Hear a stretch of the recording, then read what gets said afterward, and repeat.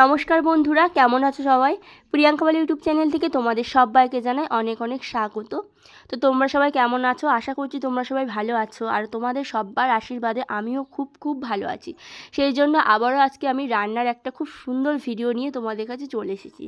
তো আজকে আমি রান্না করব তোমাদেরই রিকোয়েস্টে, তোমাদেরই খুব পছন্দের একটা রান্না, বাঁধাকপি দিয়ে ল্যাবড়ার তরকারি। এটা কিন্তু খেতে খুবই ভালো লাগে। গরম গরম ভাতের সাথে যেমনি খেতে ভালো লাগে, তেমনি গরম গরম রুটির সাথেও এই তরকারিটা খেতে খুবই ফাটাফাটি লাগে।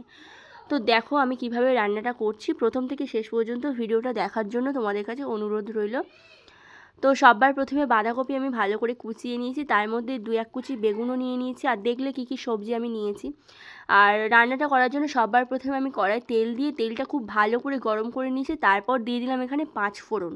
ফোড়নটা একটু ফ্রাই হওয়ার পর দিয়ে দিলাম টমেটো, আর বেশ খানিকটা দিয়ে দিলাম গ্রেট করা আদা। তো একেবারে কম মশলায় খুবই টেস্টি একটা ল্যাবড়ার তরকারি আমি তোমাদের কাছে শেয়ার করতে চলেছি। তো তারপর দিয়ে দিলাম 1/2 চামচ পরিমাণ একটু হলুদ গুঁড়ো, আর দিলাম 1/2 চামচ পরিমাণ কাশ্মীরি লঙ্কার গুঁড়ো দিয়ে আমি মশলাটাকে সুন্দর করে রেডি করে নেব।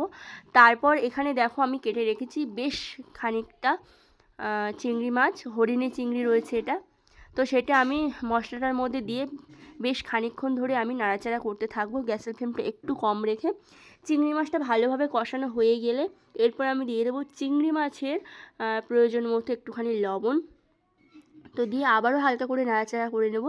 তারপর আমি যে সবজিটা কেটে রেখেছিলাম, মেনলি এখানে রয়েছে আলু আর গাজর রয়েছে, সেটাই আমি আগের থেকে একটু দিলাম, কারণ আলুটা সেদ্ধ হতে একটু সময় লাগবে, আলু আর গাজর, সেই জন্য সেটা দিয়ে একটুখানি কষিয়ে নিলাম।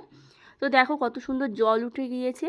তো এরপর আমি দিয়ে দেব বাঁধাকপিটা। তো বাঁধাকপিটা দেওয়ার আগে 2-3 মিনিট একটু ভালো করে নাড়াচাড়া করে নিই, তারপর দিয়ে দেব। এবার আমি এখন বাঁধাকপিটা দিয়ে দেবো। তো বাঁধাকপিটা আগের থেকে কুচিয়ে আমি ধুয়ে রেখেছিলাম, আর বাঁধাকপির মধ্যে আমি বেশ কয়েক টুকরো বেগুন কেটে দিয়েছি, বেশ ভালো লাগবে খেতে। আর সমস্ত বাঁধাকপিটা আমি এখানে দিয়ে দিলাম। তোমরা যারা এরকমভাবে ল্যাবড়ার তরকারি খেতে পছন্দ করো চিংড়ি মাছ দিয়ে, তারা অবশ্যই এরকমভাবে খেয়ে দেখো। আর খেতে কিন্তু খুবই ফাটাফাটি ছিল, আমার তো বেশ ভালো লেগেছে।